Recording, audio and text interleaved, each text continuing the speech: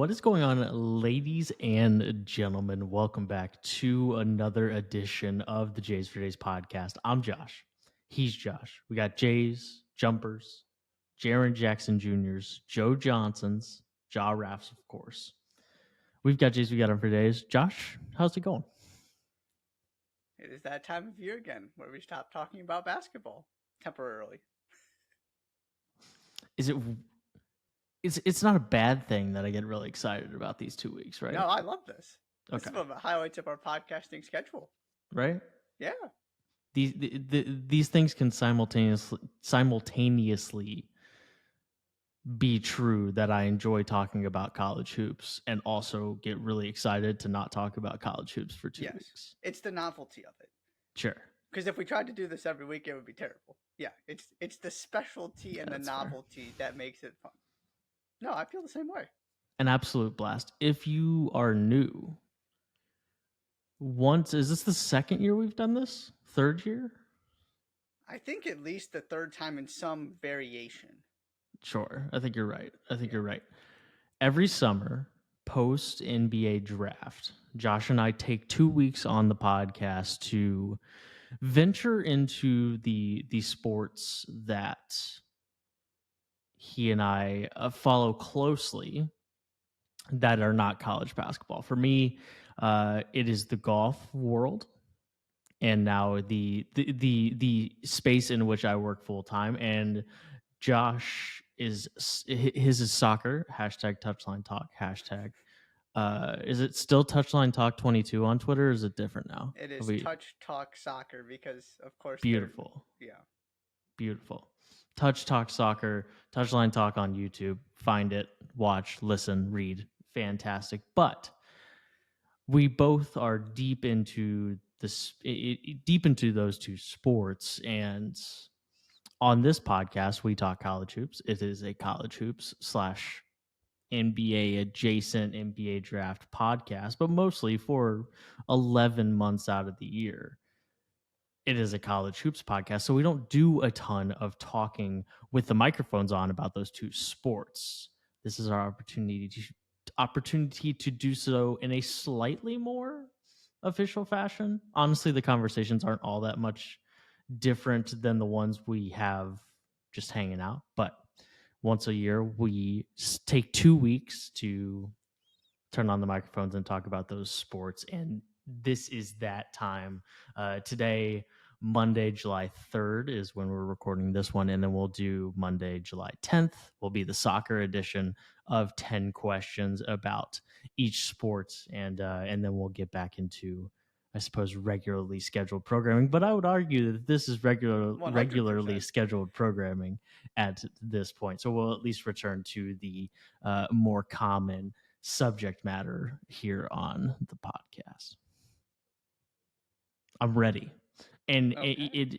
I'm ready and simultaneously terrified that I won't be able to explain anything because when the commissioner of the PGA Tour doesn't really know what's going on, I feel like that gives me a pass, but still it won't lend to great podcasting if I don't know anything. So we'll see how it goes, but I'm very excited. It's absolutely a couple of my favorite podcasts every year.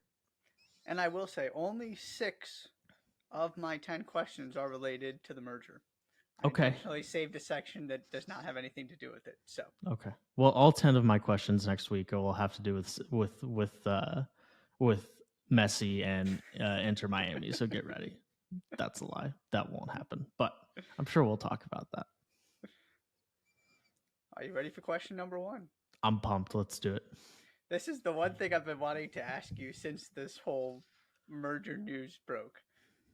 And I'm going to preface it by explaining my thought process, and then asking you the question. Okay. It seems to me, from the details of the agreement as I understand them, that the PGA lost this. It's not like the PGA had all of the leverage and kind of forced LIV to fold the way it all played out. Do you feel like that's the case? And if so, why in the world did the PGA not win this negotiation from a leverage standpoint when LIV has nobody watching and just money? Is it just simply the money? So a couple things. The short answer is yes. It's the money, and the money part of this is also part of the reason why the PGA Tour wouldn't have as much leverage as you might think. Mm-hmm. So the first thing I want to make incredibly clear is that it's not the PGA Tour merging with LIV, and we're not supposed to use the word merge because that's technically not what it is. Oh, An entire new entity is being sure. created, Yes. Mm-hmm. but it's the PGA Tour and the PIF, the Saudi's Public Investment Fund, which is the same chunk of money that funds LIV, Yes. but it's not a LIV PGA Tour merger. It's a PGA Tour PIF DP World Tour venture, Yes. so to speak. So just so that's clear. Now, granted, I've been using the PGA Tour and LIV in every headline that I've put together in every podcast that we've done because that's what people are searching and that's how people were understanding it at first. But essentially, the PIF is just going to become a massive engine of the PGA Tour. Right. Basically have ownership of it, right? Sort of. Yes. Okay. But not in the way that they get to make any of the decisions because everything that the commissioner has said, Jay Monahan has said that we're not conceding any controlling interest here. It's a non-controlling interest. Your question specifically about why the PGA Tour doesn't seem to have any leverage is because so they made all of these changes in response to those who left to join LIV, to take more money, to play less golf. And they made changes to try and combat that to keep guys on the PGA Tour. And the main way they did that was through designated events. Designated events are still full field events, but they have a bigger purse, right? So, for example, this week at the John Deere Classic, the purse is $7.4 million, I think. 2 weeks ago at the Travelers Championship, the purse was $20 million. And usually the only purse pushing 20 million wasn't even the majors, it was the Players Championship. And this year the Players was $25 million, and Scotty Scheffler won $4.5 million for winning that one event. And each designated event has a increased purse, and the winner gets $3.6 million. So these $20 million purses are crazy. Most of these events really were in the we were kind of in the 9 to 12-ish $1 million purse range. And there are still some of those smaller tournaments like the John Deere this week, like the Rocket Mortgage Classic last week. But basically, Jay Monahan said this structure that we had created was not sustainable. Basically, the PGA Tour was hemorrhaging money because of this, and it wasn't something that was going to be sustained. Now, this is a $1 billion operation, and there's certainly an argument that there are other poor decisions that were being made because, in theory, a $1 billion company should probably be able to withhold that, but Jay Monahan has led us to believe that that wasn't the case, and kind of the way that the commissioner has tried to spin this into a good thing is talking about the longevity of professional golf and the unity of professional golf and reinforcing the future of the PGA Tour by bringing all of this money in. Okay. But the short answer is LIV forced the PGA Tour to restructure their model in a way that the commissioner has said was not sustainable. And so it leads to a joining of forces, so to speak, to put the money all in the same place. Okay. Interesting. I hadn't heard, because the other thing I had heard was that there was potentially fear of what comes out during all of the lawsuits, and that Monahan wanted to avoid that. There's a little bit of that too, and that's admittedly the part of it all that I don't understand a ton. It doesn't seem like And anybody knew exactly what was in the law, but just the idea that there was stuff he might not want to come out. yeah, there was an anti-competition lawsuit between the PGA Tour and LIV already, and there's also part of making that go away by joining together, which is also like saying the quiet part out loud, which is why the Senate is, which is why there is an investigation into this merger, into this, let's just use the word merger, into this merger, and a possibility that it's blocked, that it's not going to be allowed to go through, because joining together to make an anti-competition lawsuit go away is kind of saying the quiet part out loud. Yeah. Question number 2. Okay. Assuming this is actually a thing that happens, what do you think it ends up looking like structure-wise, and kind of the reintegration of all of the LIV guys? Because it seems like, and you and I have kind of talked about this a little bit off air, of just this idea that there doesn't seem to really be a plan of how this is actually going to happen. It's just going to happen. Yeah, that's the most frustrating, baffling part of the entire thing, is it just all kind of seems like there's been an agreement to figure it out. And there was some framework stuff that came out at the beginning of last week that had some more details, like kind of framework skeleton stuff, but still a lot of it kind of seemed, we'll figure it out. And that was the vibe that I was getting. This is a really interesting question, because it's not a foregone conclusion that LIV just goes away. And I think that probably was an assumption from a lot of people when this came out, was, okay, the LIV guys are going to assimilate back into the PGA Tour. LIV's going to go away because LIV doesn't make any money. And the only thing that the Saudi government and the PIF wanted was to have stake in the professional golf ecosystem.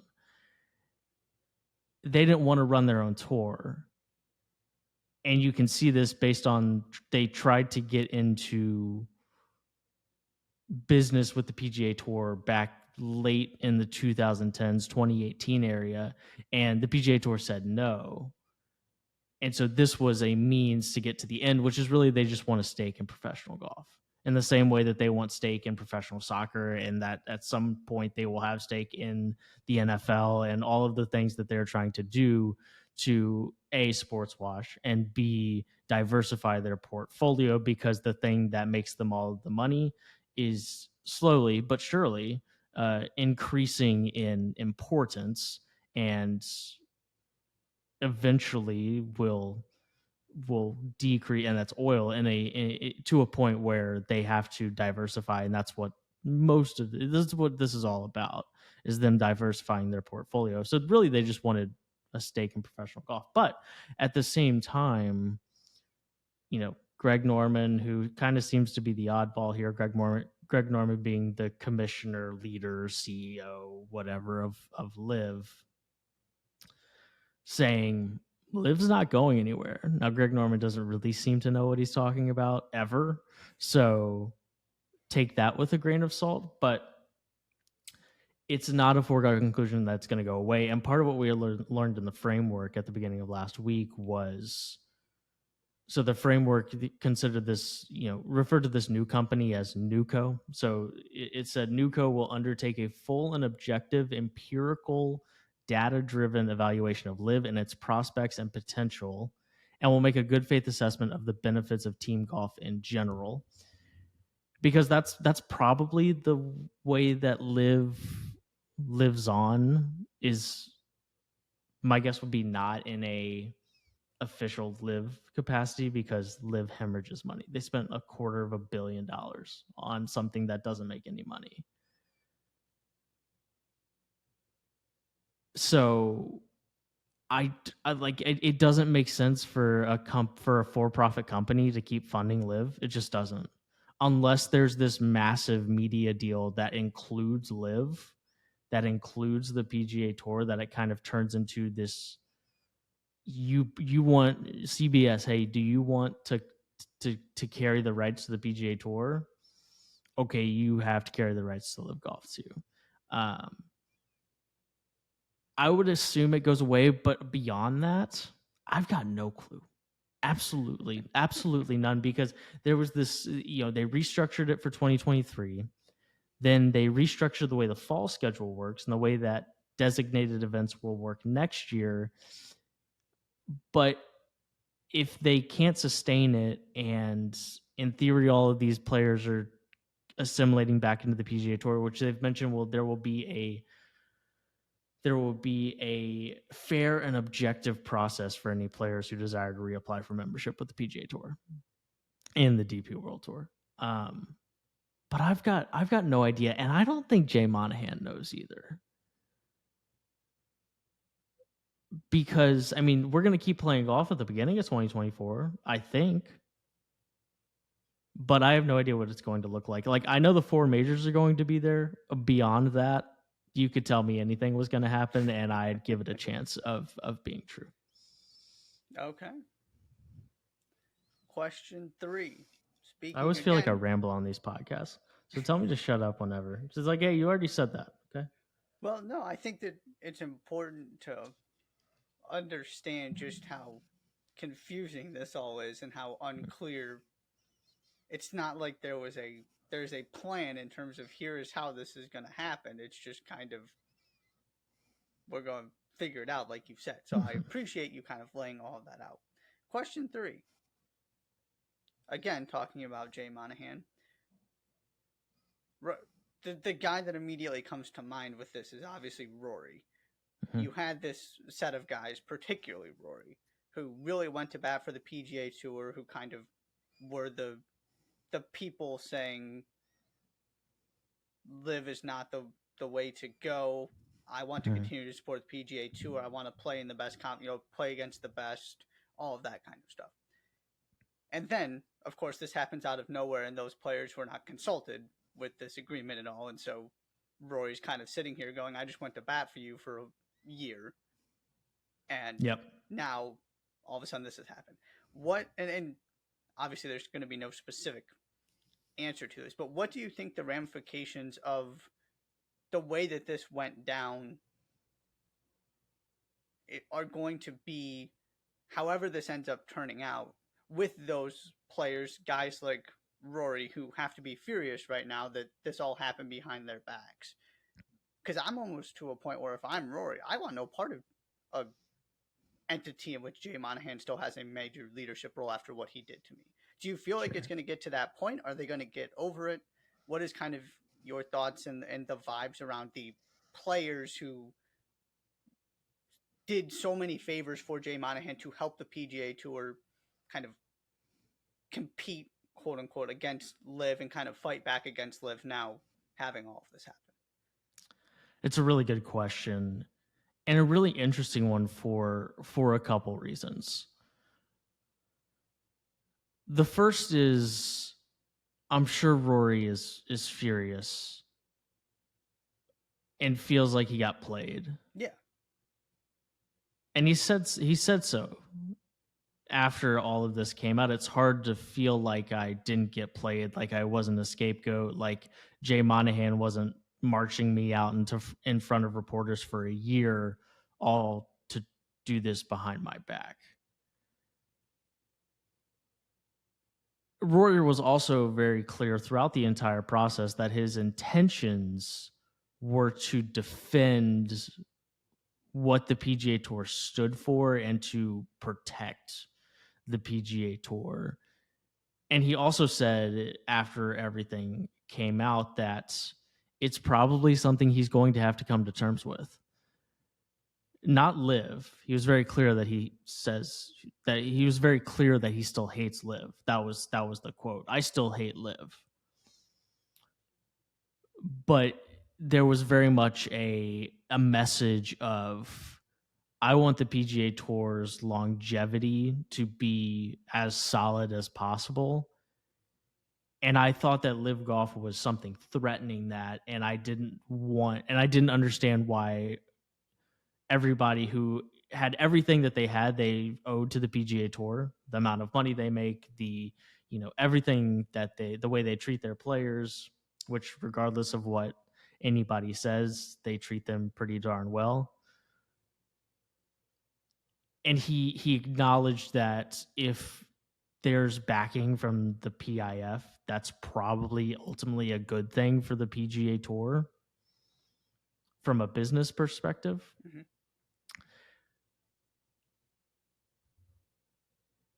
So there's that.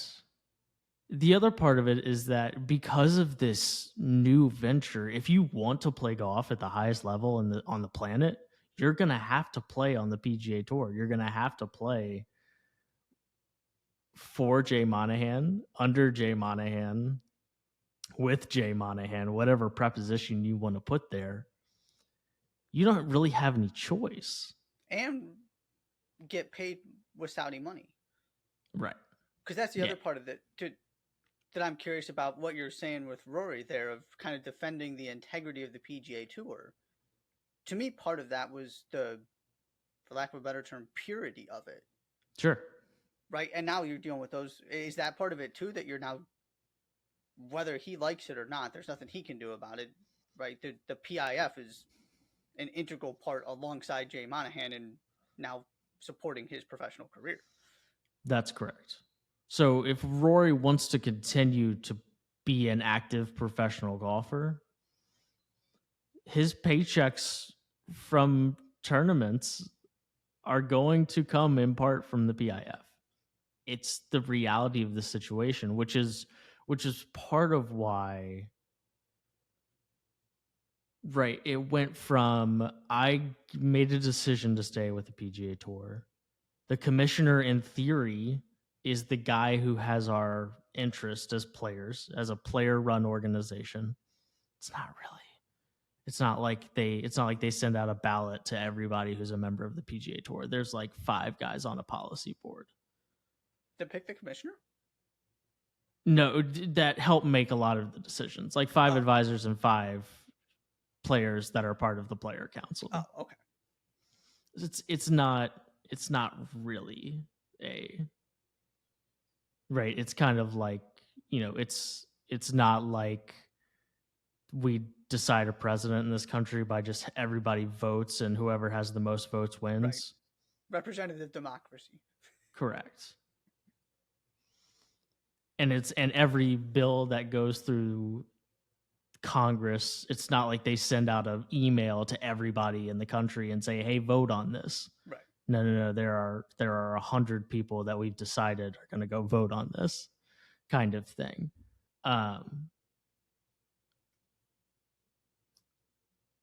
But the reality of the situation is that if this goes through, if you want to be a professional golfer at the highest level, it's going to involve the Saudi PIF. It's going to involve the Saudi government. It's going to involve the blood money of that government. And it'll be interesting. These are people who have, these guys have, this is how they make a living, support families. So like, I don't expect to see anybody retire out of the blue because they don't want to take the money, because at this point they kind of have to, which is why it's different. There are people saying, part of the reaction was, well, now Rory's just going to be okay with taking PIF money. Well, if he wants to be a professional golfer, he doesn't have any choice. Mm-hmm. And once upon a time, there was a choice. Right. And I can't have a conversation with people who don't actually understand the difference there. So, because it's a lost cause. If someone actually doesn't understand the difference between those two things, then there's no point in having a conversation about that. But it's going to be a reality if people want to continue to be professional golfers. Number 4. Once again, assuming this actually happens, Sure. as people are figuring out what this is going to look like, is there anything that LIV did, whether it was from a marketing standpoint and actual tournament organization standpoint, you personally would like to see implemented, or you feel like the PGA Tour could improve or learn from? Obviously, you mentioned one of the big takeaways was the elevated events and kind of redoing purses. The other thing I'm thinking about is the team aspect of LIV, whether it's that or something else. Do you feel like there's something the PGA Tour can look at and say, maybe we can improve on this or tweak this or something? Or is it just we don't really want any part of the LIV format and the way LIV was operating? I think team golf is sick. I think it's awesome. I think at the same time, people, when they think team golf, they think Ryder Cup and President's Cup, and those things charged by national pride and not by money.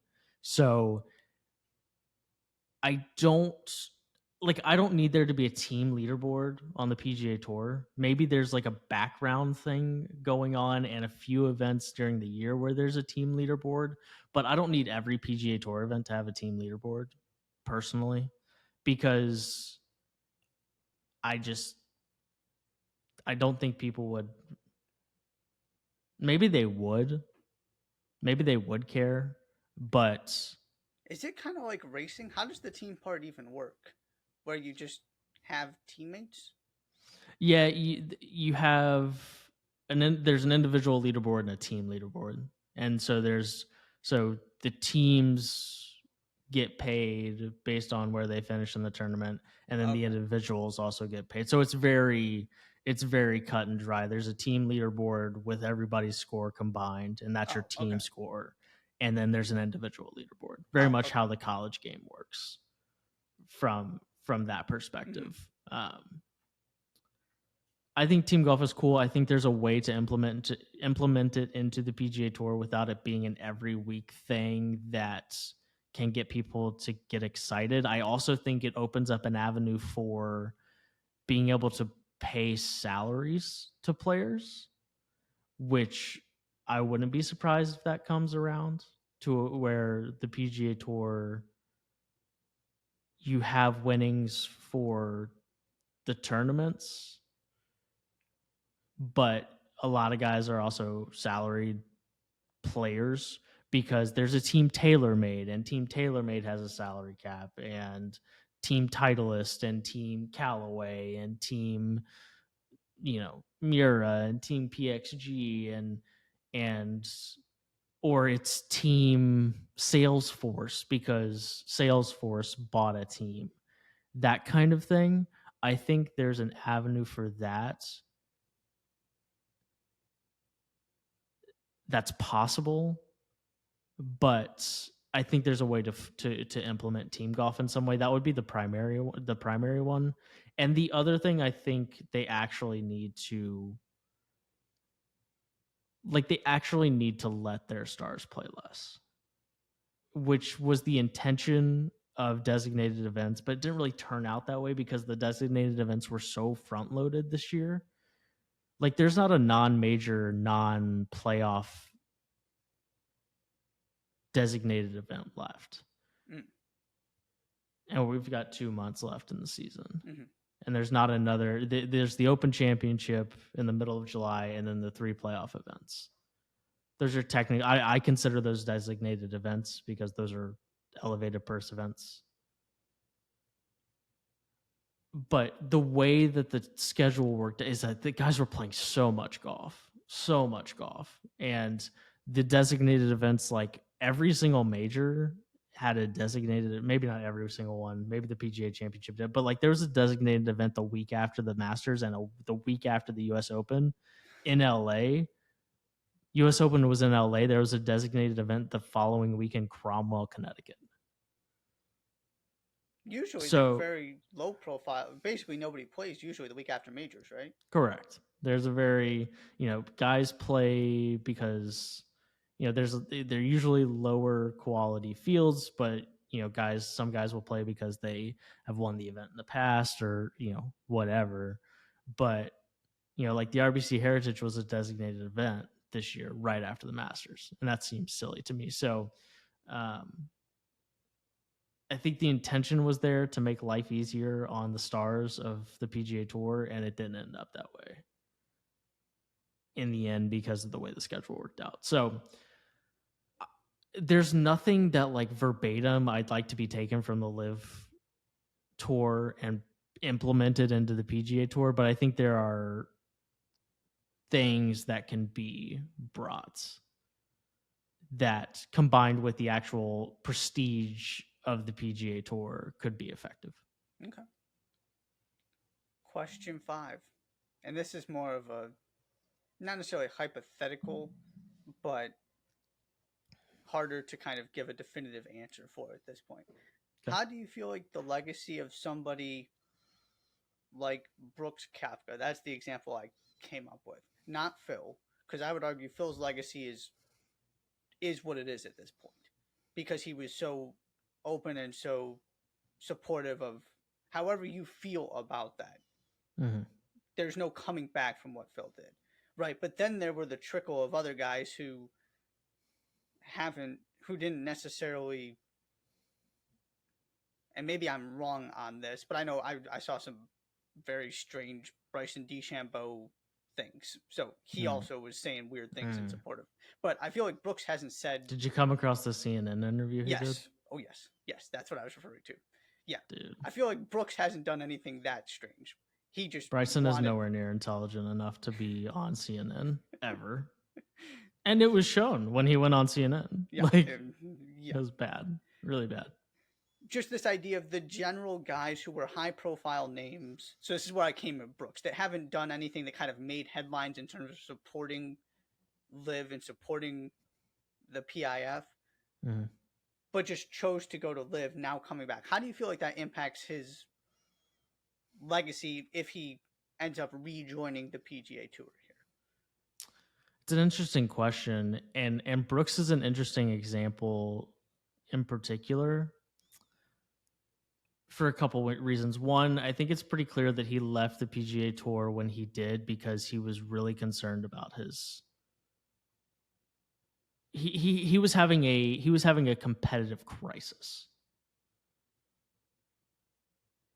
Competitive crisis meaning that he wasn't, and it's very, very black and white in the Netflix documentary about how he wasn't sure he could compete with the Scotty Schefflers and the Jon Rahms of the world anymore. He was also dealing with injuries, which he was dealing with injuries before that, which is something that kind of gets misconstrued, that he was hurt when he left to go to LIV, which is not the case. He had a bad major year last year and was in the midst of a bad major year when he left to go to LIV. But it was 2 years ago that he was injured, the 2021 year, and he almost won all 4 majors. He didn't win any of them, I don't think. Maybe that was a lie. But he had a really good 2021 major season and not a really good 2022 season when he was healthy and then went to LIV. So that's misconstrued a little bit. But as for his legacy,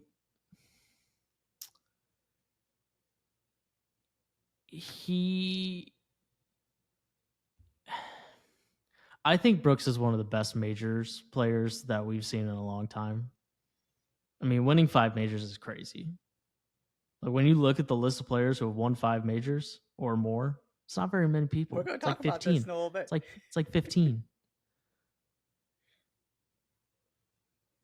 And I think he's the, like, I don't think anybody playing right now is going to get to 10.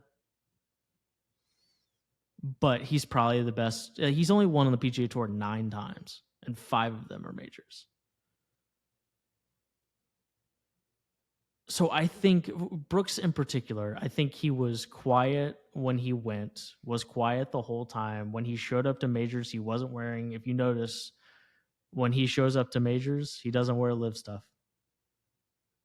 Other guys are high flyers, crushers. There's some logos. Dustin Johnson's usually wearing 4 aces on his shoes or on his shirt. You won't see any LIV memorabilia on Brooks Koepka at majors, which I think is interesting. I think if you told Brooks a year ago that he was going to be in this form at majors in 2023, I don't think he would have gone. I think I believe that, because I think he went with the feeling he was trying to protect himself from the idea of he might have just lost what he had and he wasn't going to get it back. Mm-hmm. And I think he has a chance to, like, and I think he's like 32 maybe. Brooks is 33 years old. Like, I think he could win 3 more majors. He could win more than that. Like, I wouldn't be stunned. But, like, he could get 7 or 8, which is crazy. And anybody who gets that many majors, save Phil probably, because, I mean, Phil won a major at the age of 50 and it just doesn't really seem to matter anymore. That I think a guy like Brooks, his legacy will still end up being how elite of a major player he was. And guys that so loudly stamped their flag on LIV are the guys that are going to have it kind of follow them around no matter what. Mm-hmm.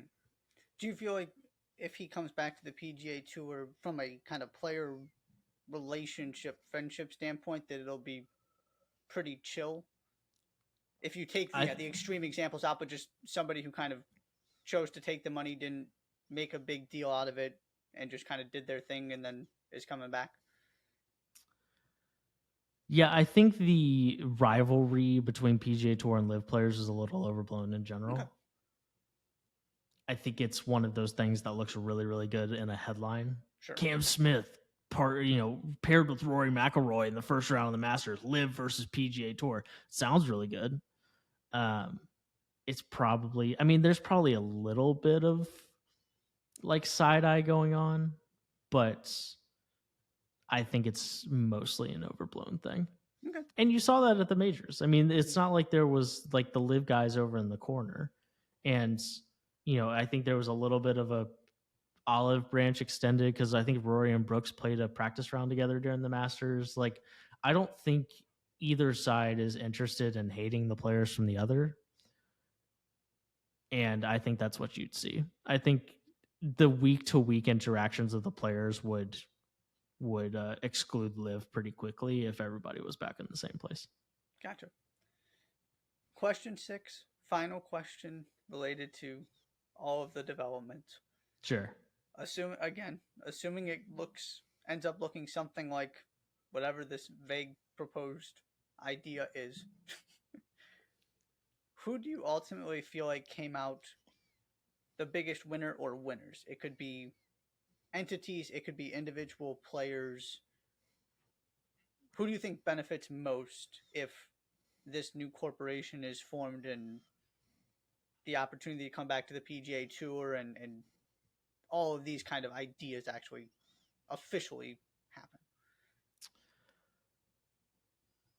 I think there's a lot of different people that win in a lot of different ways, because the thing that is clear is that, like, high-level professional golfers, all of them won. All of them. Because the LIV guys left and got paid their... I mean, like, Taylor Gooch, Scotty Scheffler has made more money on the PGA Tour this year already than anybody ever has in a year ever. Taylor Gooch has made more money than he has this year. Do you know who Taylor Gooch is? I know the name. He's won 3 times on the LIV Tour this year. He's won $4 million each time. And that's not including whatever he signed to go there for. And he was a young, kind of up-and-coming PGA Tour player when he left, so I'm guessing it was pretty good. He's made like $25 million on the golf course in a year. That's crazy town. That's insane. That's a quarter of... Not a quarter. Like Tiger's made, I think it's like $180 million on the golf course. Hold on, let me look. PGA Tour earnings career. Tiger, no, 120. Tiger made $120 million on the golf course. Taylor Gooch made $25 million in the last 12 months, 18 months. That's crazy. That's an insane amount of money. And the other way around, Scotty Scheffler has made like $16 million on the PGA Tour this year. That's also a crazy amount of money. He's 23rd all time on the PGA Tour money list. Third all time. Sorry, not third all time. 23rd all time. So, and this year alone, he's made $18.54 million. This year. Like since the beginning of the 2022-23 season. So since September. Just on the golf course. So there's a lot of like, and if they all come to the same place, the money is just going to continue to be there.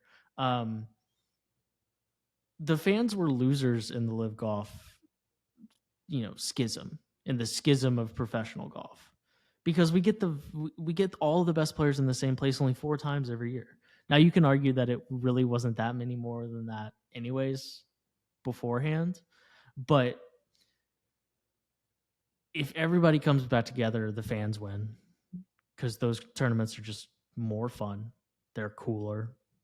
And the big events like the Players, I mean, Scotty Scheffler did what he did, and you add DJ and Brooks Koepka and Cam Smith and Taylor Gooch and Joaquin Niemann, who won Riviera 2 years ago by like 6 shots. All of those guys come back, and all of them are part of the story more often, which is a win. The weird thing about all of this is that most people win. Like at the end of the day, most people are going to win. Now, there's conversations that I don't know enough about to speak confidently in about like what it means for the Korn Ferry Tour, what it means for people who are trying to get onto the PGA Tour, what it means for the guys that have been on the PGA, the type of guy that is a PGA Tour journeyman, that his goals every year aren't win the FedEx Cup, aren't get to East Lake, aren't win a major there. Okay, let's be top 125 in the points list so that I have full membership next year again. Mm-hmm. Right. So there's not everybody's winners, but like the people that people actually care about, to put it bluntly, most of them are winners, which is interesting because it's, I think, a situation that nobody is a big fan of, regardless of which side you're on. Nobody absolutely loves the situation of professional golf right now, but a lot of the people that are involved are going to be winners. There you go. That's interesting. Yeah. All right, number 7. Moving on to different topics. Fantastic. Let's do it. You kind of answered this, so I'm going to tweak it a little bit. Uh-huh. But I was looking at the majors list. Sure. As you kind of alluded to see what kind of storylines we could have here. And I was also thinking about the 10 major thing. So my original question was, do you see anybody getting close? I guess maybe I'll phrase it that way. Obviously, you mentioned Brooks has 5, Rory has 4, and finishes, it seems like, tied for 6th every major. Yep. Do you feel like the better, and then the second part I'll add is, do you feel like the better chance is that one of those guys who's been around for a while, who has, 3, 4, 5 majors, is going to be the next one to get close? Or do you feel like they may get 6, 7, but your next person that's going to get to the 8, 9 range is a Colin Morikawa, Victor Hovland, just throwing names out there, these younger guys who maybe have 1 or 2 or have come close. And I guess Jon Rahm would kind of fall into the former category as well. Do you feel like that kind of next group of guys, the Brooks, the Roy, Jon Rahms, is going to come closer? Or do you feel like there's a better opportunity for some of the guys who are in their early to mid 20s that, maybe have 1 or 2 that are going to kind of rack them up once it becomes less and less likely that a Brooks or a Rory wins, 5-10 years from now. When you say close, are we talking like close to Tiger and Jack? Is that what you mean? Close to 10. We'll just make the benchmark Close to 10. 10. I'm not totally like, yeah. I don't think anybody else is ever gonna get to 10, like ever. Interesting. It's too hard. Rory is perhaps the most talented, like Tiger, Rory, when it comes to how talented those dudes are. Like the quality of golf that Rory has played over the last 15 years is crazy town. Insane. He hasn't won a major in 9 years. Yeah, for me as a casual golf viewer, aside from the fact that I know that he shows up and is really competitive at the majors, I feel like he's fallen off a cliff. Because you don't hear much about him outside of the majors. It is ludicrous how hard it is to win a major. Ludicrous. Like Wyndham Clark just won the U.S. Open. Yeah. If you ask me to bet whether or not Wyndham Clark is ever going to win another major, I'd say no. Sure. And I mean, let's pick a guy that's really talented that has one right now. Let's see. Like Scotty Scheffler is all-time level ball striker. Like having a ball striking year right now on the level of Tiger's best ball striking years. Like actually. Not like one of those, really, did you just compare him to Tiger? Like literally is striking the ball relative to the field as good, if not better, than Tiger did. I would not bet on Scotty Scheffler to finish with more majors than Brooks Koepka, even if Koepka never won another major. Scotty's got one, right? Scotty has one, the 2022 Masters. Yeah. It is impossible. Like there was a stretch from 2000 to 2008 when Tiger won 13 of his 15 majors. I think he didn't win another one until 2000. I think that's right. I could just look, because he won the 97 Masters. He won the 99 PGA Championship. So from 99 to 2008, he won 13 majors. Like there were probably 6 guys every tournament that really had a chance to win the major. And it's not that cut and dry, but like David Duval was like one of the best players in the world. And David Duval was spectacular. But there are like 12 David Duvals now. There are 25 guys at every major that you could talk me into winning. Like Wyndham Clark's like the 35th ranked player in the world. He just won a major. Here's the top of it. We'll just go like 20 players. Wyndham, Rory, Scotty, Cam Smith, Tommy Fleetwood, Minwoo Lee, Ricky Fowler, Tom Kim, Harris English, Austin Eckroat, John Rahm, Xander Schauffele, Dustin Johnson, Colin Morikawa, Patrick Cantley, Brooks Koepka, Matt Fitzpatrick, U.S. Open winner, Victor Hovland, Bryson DeChambeau, T20, U.S. Open champion. We have Sergio Garcia, Masters champion, which Sergio wasn't going to win a major, but Sam Burns, T32, Joaquin Niemann, Cameron Young, Tony Finau, Hideki Matsuyama finished T32. I mean, Gary Woodland finished T49. He has a U.S. Open. Like, I could go on. And that doesn't even include Jordan Spieth, who missed the cut. Justin Rose, U.S. Open champion, missed the cut. Justin Thomas, Max Homa. Like, I could go on and on and on and on and on. And the guys are just going to get better. Like, it's so hard to win majors now. So hard.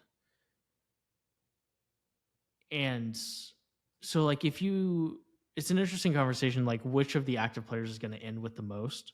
Like, the correct answer to the question that you should always pick is the guy who has the most right now. Which is why the answer, I mean, I guess you could pick Phil if you wanted to, but the answer is Brooks. for no reason other than he already has more than everybody else. Who's going to finish more, Rory McIlroy or Jon Rahm? Jon Rahm has 2. You should still pick Rory.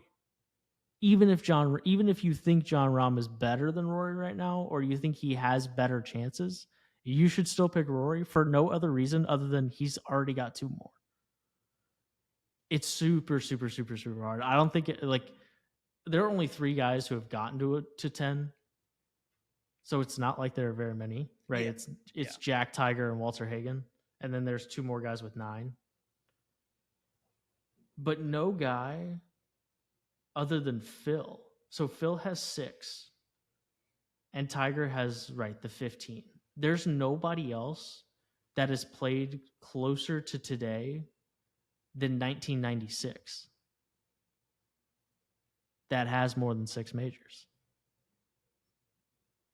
And there's nobody after, Brooks is the only one with 5 that has played since 1988.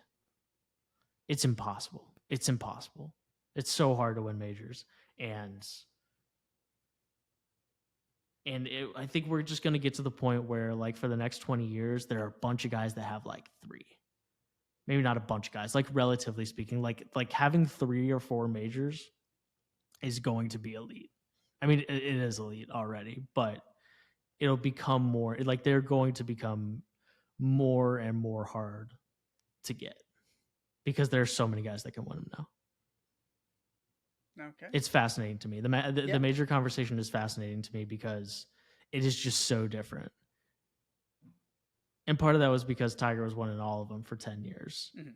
But Rory won 4 from 2011 to 2014. Jordan won 3 from 2015 to 2017. 2017, 2018. I think it was the 2017 Open Championship that he won. He hasn't won another one since. He hasn't come particularly close since. That was the other thing I was going to say is that's what I always think about when I watch majors with Rory now is that he's always around, right? It seems like he's always in contention heading into the final round, whether he's got a lead after 36 holes or whatever, he's within striking distance, which is remarkable in and of itself. They're right. Sometimes you just have a bad week, a bad 2 rounds, and Jordan Spieth, right? Sometimes he just misses the cut at majors because that's what happens sometimes on the toughest golf courses in the world. Yeah. But even Rory being that consistent and my thought process would be if you put yourself in position enough times, eventually you're just going to win one out of sheer luck. Even that, right? He still hasn't gotten one in this period right after the 4 that you just laid out. I do find that part of it very interesting, even as a casual fan. Yeah. And the secret of Rory is that he's the king of the backdoor top 7 in a major. He'll go out early on Sunday and shoot 65. So he wasn't really in contention, but his Wikipedia page says that he got a T4. Yeah. And it's you weren't ever really going to win that golf tournament. The best example is the Masters in 2022. Do you know where Rory finished in the 2022 Masters? Tied for 7th. Solo 2nd. Oh. Because he shot 64 on Sunday and holed a bunker shot on 18.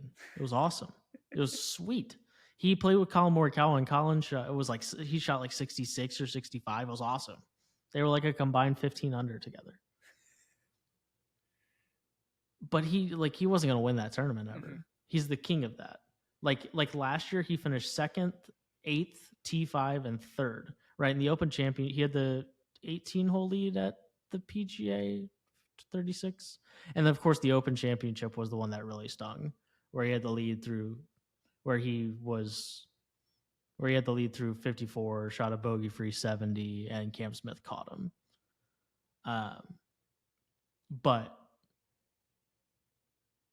yeah, it's impossible. It's so hard, and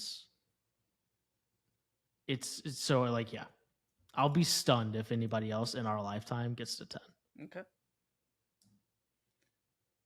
Number 8. You've mentioned him a couple times. I'm going to use your phrase. Can you paint me a word picture of what Scottie Scheffler is doing?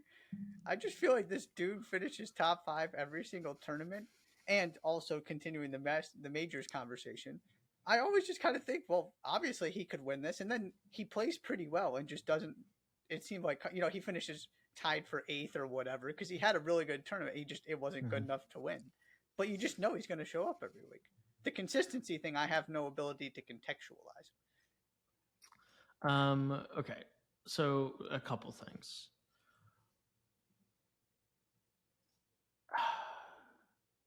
He is the perfect example of why it sucks that the way golfers are measured more than anything else is wins. Mm-hmm.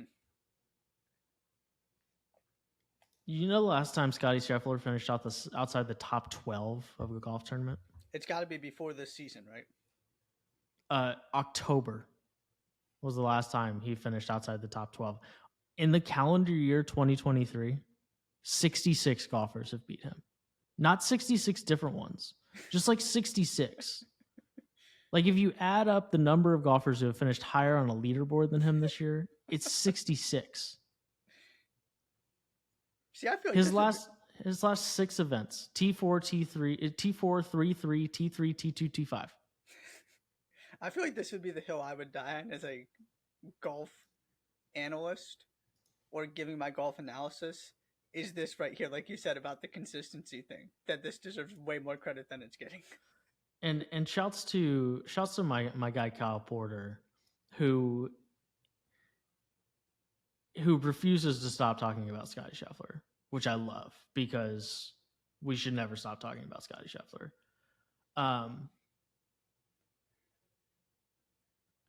So Data Golf, which is a big data website for golf, appropriately named Data Golf, has an all-time ranking of which players were the best at their best, right? Okay. Mm-hmm.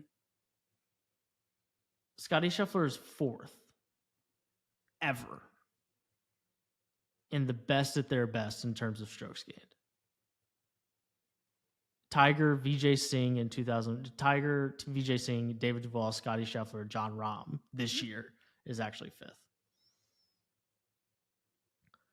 Let me see. He's got so many tweets. Hold on. Let me find maybe one more thing to try and help contextualize, because the best ones are when he compares them to Tiger, because things like that,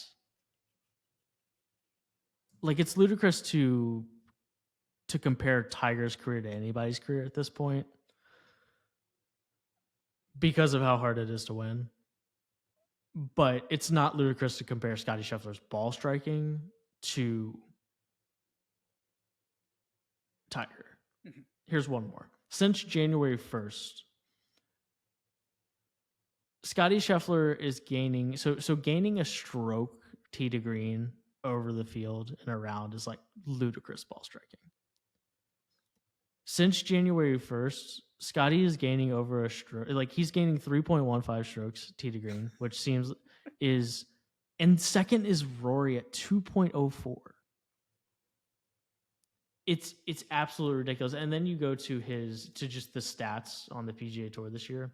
Scottie Scheffler is 1st in strokes gained total, 1st tee to green, 1st off the tee, 1st approach to the green, and like 6th around the green, 4th. The reason he hasn't won is because his putter usually isn't good enough. And even when it's awful, like a couple weeks ago at the Memorial, he lost 2 strokes putting, finished 3rd. like he would have like 8 wins if he was just like an average putter, slightly below average putter. He'd have 7-8 wins this year. Ridiculous. It's absolutely ludicrous how good he is. And it's a perfect example why it's so freaking hard to win. He ball strikes the heck out of it every single week. And because his putter lets him down more times than not, at least as of late, there's just he keeps coming up just short. Over and over and over again. It's crazy town. Crazy town. At least he's getting the money. And also if you told me that he's gonna win the next 4 tournaments he plays in, like if you told me he was gonna go win the Open and then win 2 of the 3 playoff events, I wouldn't bat an eye for a single second. Mm-hmm. It could happen. Like he might go on this like little mini run to end the season where like if he just gains strokes on the greens, just like break even, he'll probably win every tournament that he plays. It's crazy. It's ludicrous. It's a good lesson on the importance of your putter. Yes. There's my analysis. Sure. Number 9. Let's talk about our girl Rose Zhang. Oh, she's so good. I'm so in. So, obviously, it's difficult to compare kind of the men's and women's game just with all of the variance between the two. But, she outperformed from a pure win standpoint, a pure performance standpoint. She outperformed Tiger at Stanford. Then she said goodbye, won her first tournament, and then finished top 10 in a major. That is her professional career so far. Correct. Do we need to... Are the Tiger comparisons and kind of just putting it as in this is the only thing we have to compare this to? Is that fair? Is that the correct way to approach what she's doing?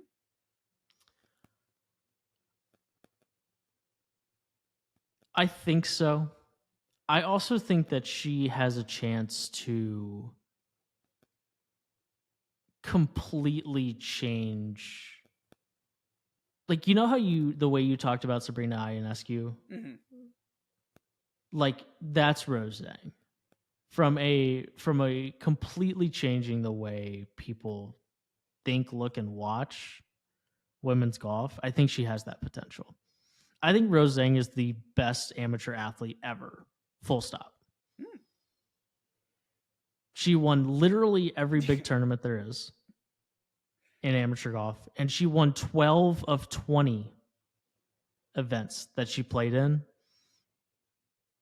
at Stanford. 12 of 20. 60% win rate. 60% win rate. It's more likely that Rose Zhang, and we add the 2 tournaments she's played in as professional, she's 13 of 22. It's more likely that Rose Zhang wins a golf tournament that she plays in over the last, 3 years than like it is that Aaron Rodgers completes a pass that he throws. And it's way more likely she wins a golf tournament than Steph makes a 3. Think about that. Steph just makes a 3. It's absolutely crazy, and I think she understands what her place in the golf world can be, not just the women's game, but just the golf world. And I think she already has all the tools, which is from an understanding, from a mindset, from a physical game. Like she's got it all. She's insane. Like she could get to 10. She might get to 10 in 3 years. Yeah. That would be crazy town. But she's it's crazy. Because even Tiger wasn't this competitive right away, was he? Kinda. I mean, he won the 97 Masters. And when did he turn pro? Back in the 96, I think. Oh, okay. And then he kind of went and reinvented his swing, and then the end of 99 was like when he... Yeah. Yeah, he turned professional in 1996. Okay.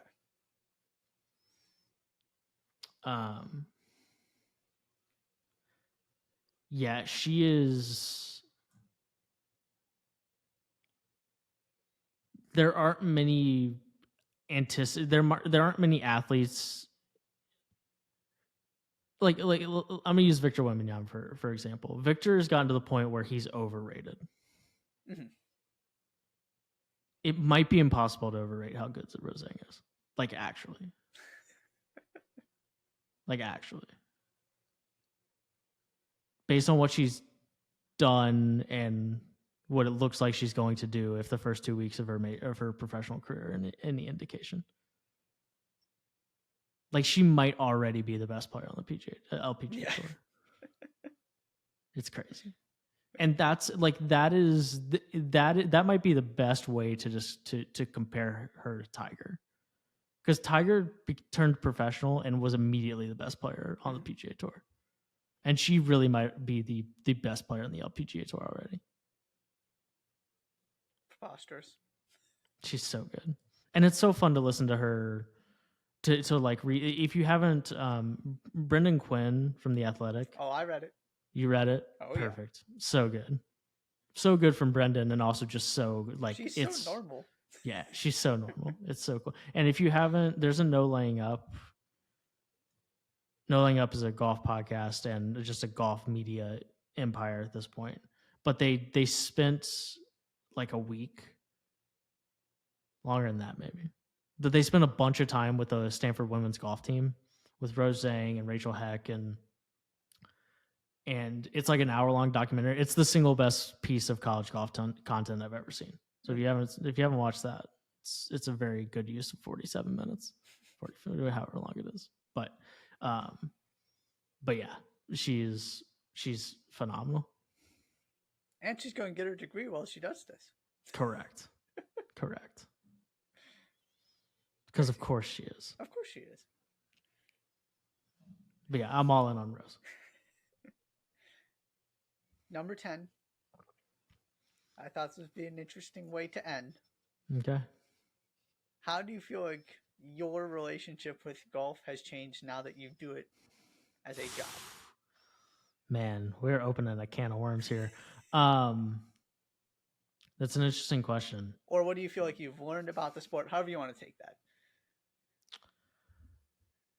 It's definitely kind of in the same category with how I feel about the rest of like all of sports. Doing it every day. I love sports less than I used to, like once upon a time. It's something that I battle with already. So golf has kind of moved into that category as well, which isn't surprising. I was expecting that. And I would go like hot and cold with playing and practicing golf anyways. Like I'd have stints where I was playing and practicing a ton, and then stints where like it's you know what I mean? Yeah. The biggest, I definitely like it. It's a super cool job, and it's one that I'm super fortunate to be able to do. Like ultimately, I talk about golf all day. Like that's what I get to do. So it's not actually complaints, but like I get excited for the majors. I'm also stressed about the majors, which is a different emotion than I've used to having, right? I'm usually just really excited for the majors. This year I've been excited for the majors and also stressed out about all the moving pieces that come with the majors, which is fine. But I would say it very much has fallen into that category. And like I just moved, and it's not as easy to, I mean, like you have to put in a bit more effort to get to the golf course when you live in the middle of a city. So some of the, those things combined, I haven't played golf in a while. At this point, it's been over a month since I touched a golf club, which is fine. It's not like I'm every day waking up wishing this could be the day that I went and played golf. Because if I wanted to badly, then I would be able to make it happen. But the other thing, the thing I've learned about at least the media side of golf is how much of a grind it is, right? It's every week, 6 podcasts a week, because that's what our podcast does. is that we're there. We're talking about every event, which is how we're different from the other golf podcasts, but we're talking about every event. And so, it's also a very good look into like, hey, do you really want to work every weekend, every year, forever? Because that's what golf is, right? I mean, and later in the year, there will be times where a time where it's a little different, and it's not quite like that right after the playoffs and after the Ryder Cup for the last couple months of the year. But it really is a grind, and to think about the guys who whether it's the players that are playing week in and week out, the broadcast people, whoever it might be, it's definitely a quick turnover sport, and you got to get right into the next thing. But it's one I still am enamored with and enjoy. But it like everything else, it can be something you're very fortunate to do and something that you really want to do, and not all of it is easy. So which might be growing up in a nutshell. Yeah. Like, as a kid, you think everything is perfect, right? Right. And when you get older, even if you get to those things that you were sure were going to be perfect, there's always like little things about them that aren't, which is just the way that it is. Oh yeah.